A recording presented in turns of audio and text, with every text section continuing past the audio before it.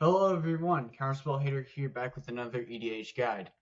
Today we will be looking over Teval, the Balanced Scale. Yet another card that will be coming in the Tarkir Dragonstorm, either the official set or the commander set is what it looks like. So Teval, the Balanced Scale is a legendary spirit dragon. It's a 4/4 with flying for 1, a black, a green, a blue. Whenever it attacks, we mill 3 cards, and then we can return a land card from our graveyard to the battlefield tapped. Whenever one or more cards leave our graveyard, we create a 2/2 black zombie druid creature token.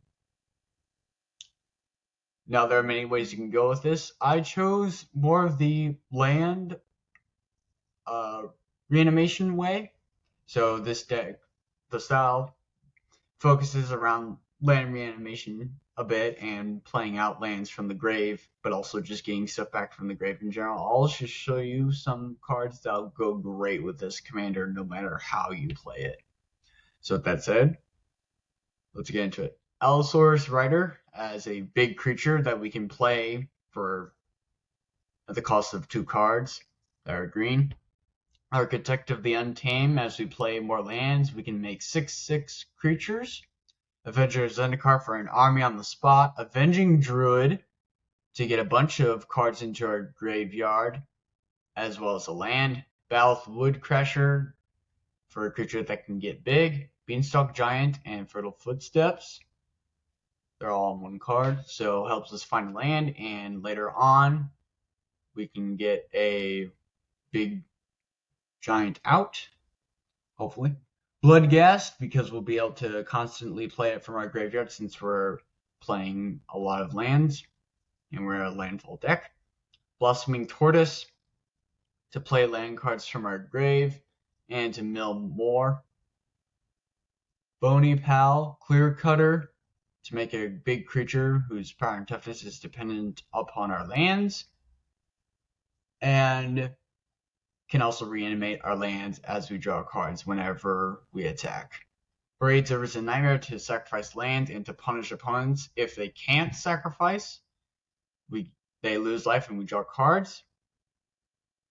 Brimble Familiar, with its Adventure of Fetch quest, allows us to get more cards in our graveyard from the Fetch quest and put a creature enchantment or land card from among the milled cards onto the battlefield, so that will trigger Teval.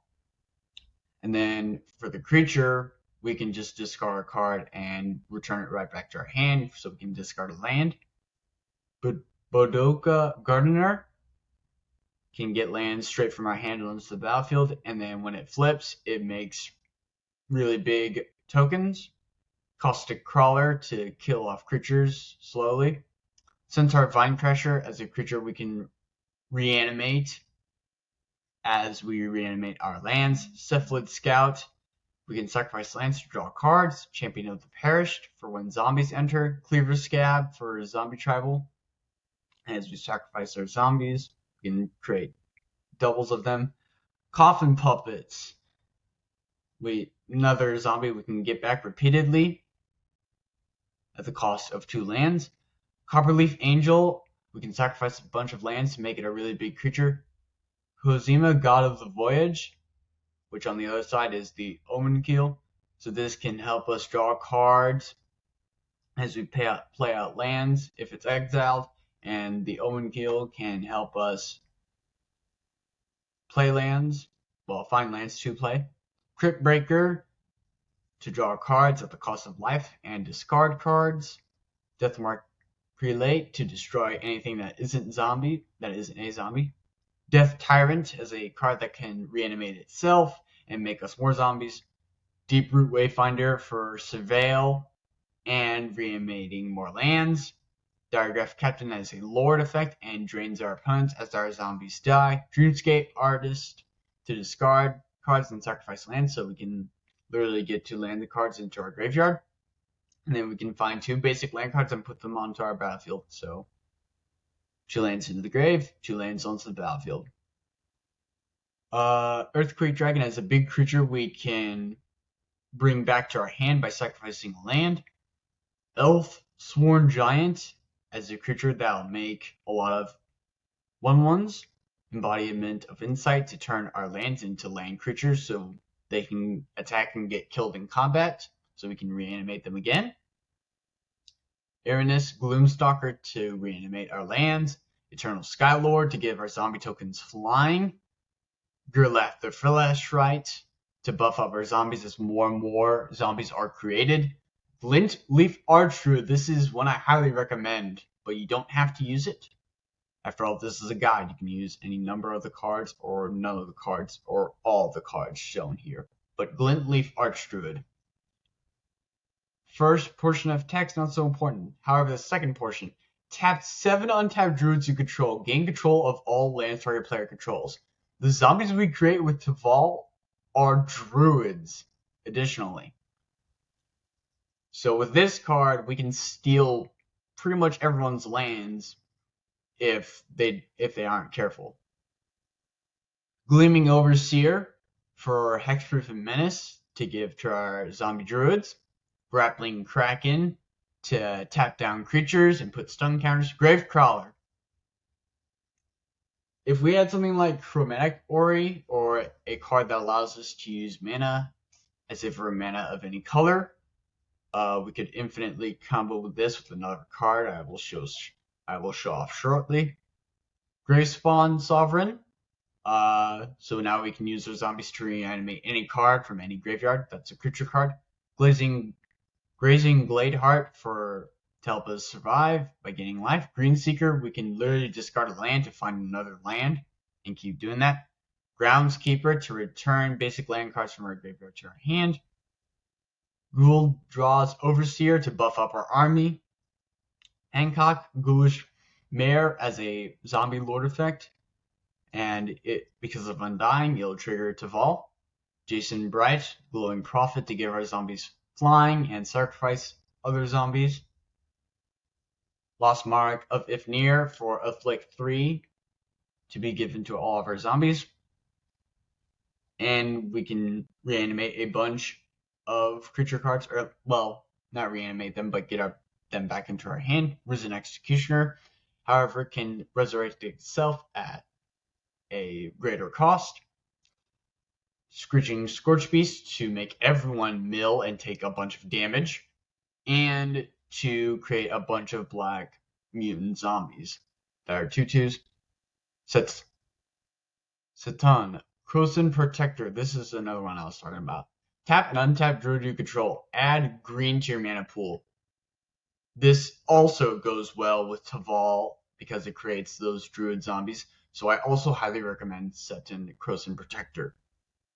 And like I said, with Gravecrawler, if we could somehow convert that green mana to black mana, we could literally create infinite 2/2s on the spot. Sidisi, Brood Tyrant, can make multiple zombies and help us mill cards. Soulless One as a big zombie. This will be making so many. Tormod the Desecrator to double down on the zombie production, except they won't be druids. Undead Alchemist for an alternative win condition via mill with our zombies. Undead Augur for card draw, even though it'll be at the cost of life. Zombie Trailblazer. This can give our zombie Swamp Walk, and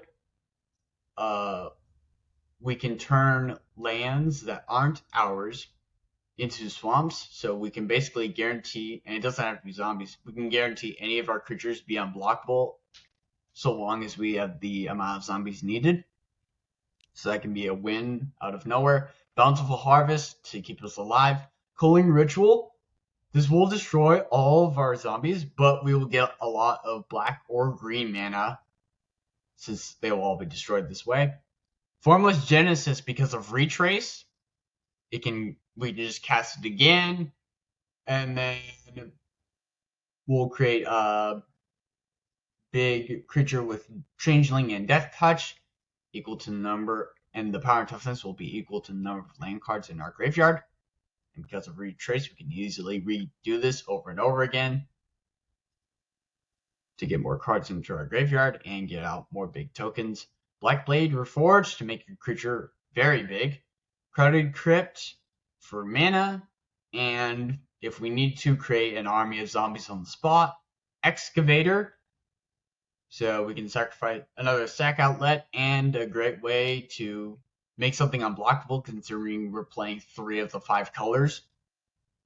Ayula's Influence to create bears by discarding lands.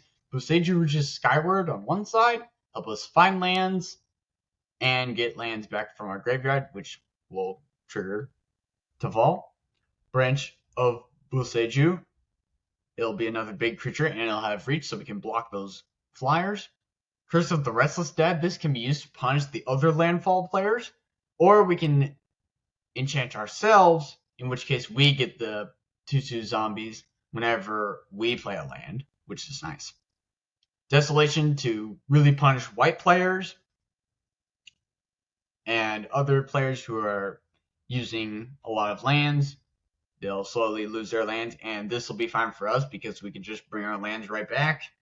Endless Ranks of the Dead for mass zombie production.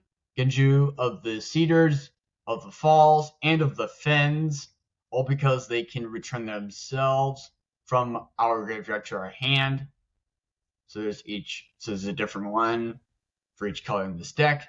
Then we also have Zombie Infestation as a discard outlet and to create more zombies. Then for lands, we have Blighted Cataract for card draw, Blighted Fend to make people sacrifice creatures, Blighted Woodland to help find more creatures, Dust Bowl for those problematic lands like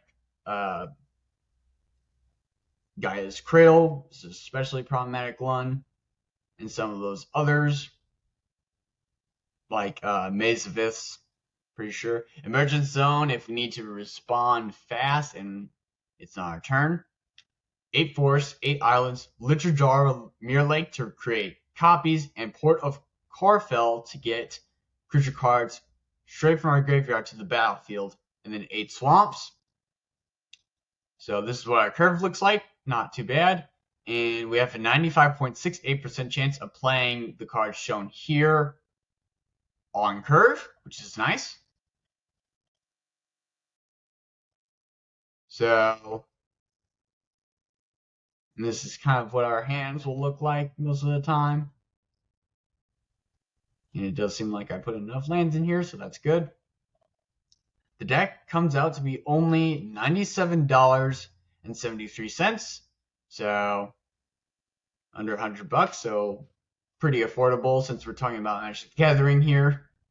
But yeah, I hope you enjoyed Teval the Balanced Scale EDH guide. Like I said, you don't have to use all the cards shown here. You can use some of them, none of them, or all of them. It's really up to you. This is kind of just recommendation / getting you looking in the right direction. Although there are some very obvious choices like Gravecrawler and Seton and the Glintleaf Archdruid. But then again, up to you. With that said, thank you for the support. Please leave a like on this video, comment on it, share my other videos, and comment on those as well. And also be sure to subscribe and turn on notifications. With that said, I will see you in the next episode. Adios.